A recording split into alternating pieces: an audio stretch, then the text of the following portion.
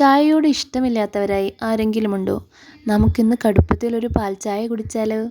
അതിനായി ആവശ്യത്തിന് പാലും വെള്ളവും എടുത്ത് പാത്രത്തിലേക്ക് വെച്ചതിന് ശേഷം നമുക്കിത് ഫ്ലെയിം ഓൺ ചെയ്ത് അടുപ്പിലോട്ട് പാത്രം കയറ്റി വയ്ക്കാം. സാധാരണ ഞങ്ങൾക്ക് നല്ലവണ്ണം പഞ്ചസാര ഇടുന്നതാണ് ഇഷ്ടം. ഇന്നെന്തോ പഞ്ചസാര കുറച്ച് കടുപ്പം കൂട്ടി ചായ ഉണ്ടാക്കാമെന്ന് വിചാരിച്ചു. അതിനായി നമുക്ക് 1 സ്പൂൺ പഞ്ചസാര ഇടാം. കടുപ്പം കിട്ടാൻ വേണ്ടി ഒരു 2 സ്പൂണെങ്കിലും ചായപ്പൊടിയും ആഡ് ചെയ്യാം. അതിനുശേഷം നന്നായി പാല് തിളച്ച് വരണം. നമുക്ക് വെയിറ്റ് ചെയ്യാം. 2 സ്പൂൺ ചായപ്പൊടി ഇടണം. അത് കടുപ്പം കൂടുതൽ കിട്ടാൻ വേണ്ടിയിട്ടാണ് കേട്ടോ. നിങ്ങൾക്ക് കടുപ്പം കുറവാണെങ്കിൽ അതിനനുസരിച്ച് ചായപ്പൊടി ഇട്ടാൽ മതി. ഇതേ പാലൊക്കെ തിളച്ച് വന്നു.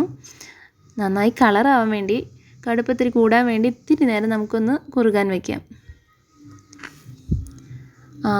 ഈ ചായ നന്നായി തിളച്ച് കുറുകി പാകത്തിനായി വന്നിട്ടുണ്ട്. ഇനി നമുക്കൊരു പാത്രത്തിലേക്ക് സെർവ് ചെയ്യാം.